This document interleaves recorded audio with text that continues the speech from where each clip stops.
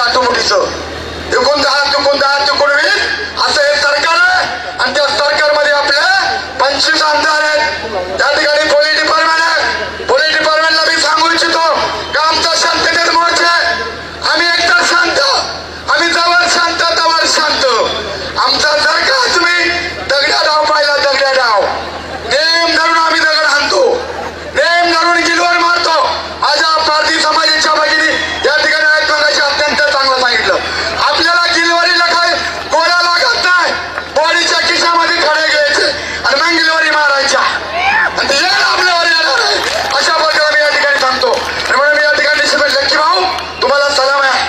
Lucky भाऊ सारखं तरुण नेतृत्व आपल्या महाराष्ट्राला लाभलेलं आहे आणि ते खरं तर या ठिकाणी एवढी माणसं जमवल्यात.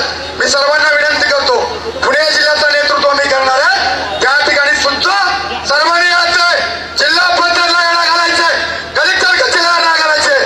आपण मोठ्या प्रमाणामध्ये आले. आम्ही जुन्नरचे, मी कुठे राहतो? शिवनेरीच्या पायथ्याची, जिथं शिवाजी महाराजांचा जन्म झाला ना तिथं हे वादळ राहत आहे, तिथं वादळ राहत आहे. माझ्या गाडीमध्ये राहत आहे दांडके, याला तर दांडके दांडका, दांडक्याची गाठ. अरे दुसरी कसली करत आहे? अरे बंदूक नको, काहीच नको, पिस्तूल नको. दांडका जर एकदा टोल्यात टाकला त्याला उघडा पाडायचा. आणि महिलांनो त्या पडळकरला आपली गाठायचंय. त्याला माझा निरोप जाईल मीडियाच्या माध्यमातून. अरे गोपीनाथ पडळकर भोसडीच्या, तू आमच्या जातीमध्ये दुसरी माणसं घालशील, धनगराचा आमचा काही संबंध नाही आणि या ठिकाणी वंदनाचा आमचा संबंध नाही. कुठला म्हटलं काय, कसलं आरक्षण, काय संबंध त्यांचा? आपल्या ताटातला घास ही मांजरं जर खायला लागली, यांच्या टोच्यामध्ये काफी घाला आणि यांचा डोक्या फोडा. अशा प्रकारचं आवाहन करतो. निश्चितपणे आपण मोठ्या प्रमाणामध्ये या ठिकाणी आहोत. मी या ठिकाणी अजून बऱ्याच जणांना बोलायचं आहे, पण मी एवढा देवराम लांडे गरव नरव आणि बेशरव नाद नाही करायचा, नाद नाही करायचा. नाद करा पण आमचं कुठं? अरे धनगरांनो, आणि या ठिकाणी तुम्ही आमचा नाद करू नका रे बाबांनो. सरकारला माझं सांगणे, काय आरक्षण द्यायचं ना ते तुम्ही सेपरेट द्या. आमच्यामध्ये जर कोणाला आरक्षण दिलं तर आम्ही येणाऱ्या निवडणुकीमध्ये एकाही पक्षाची गाडी फिरू देणार नाही. यांना धरपकड मोर्चा करायचा. आता हा मोर्चा कसा आहे? भाषण करून. नंतरचा मोर्चा कसा आहे? धरपकड. धरपकड म्हणजे काय? खाली डोका वर पाय, खाली डोका वर पाय. आयाला म्हणतात धरपकड मोर्चा.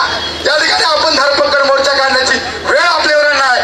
नाशिकर मंडळी या ठिकाणी आले, तुम्ही खूप चांगलं नियोजन केलं. मला या ठिकाणी आज कसं वाटतंय? खुशी खुशी खुशी खुशी खुशी खुशी. एका जोरदार खुशी खुशी टाळा वाजवा, जोरदार टाळा वाजवा म्हणाले.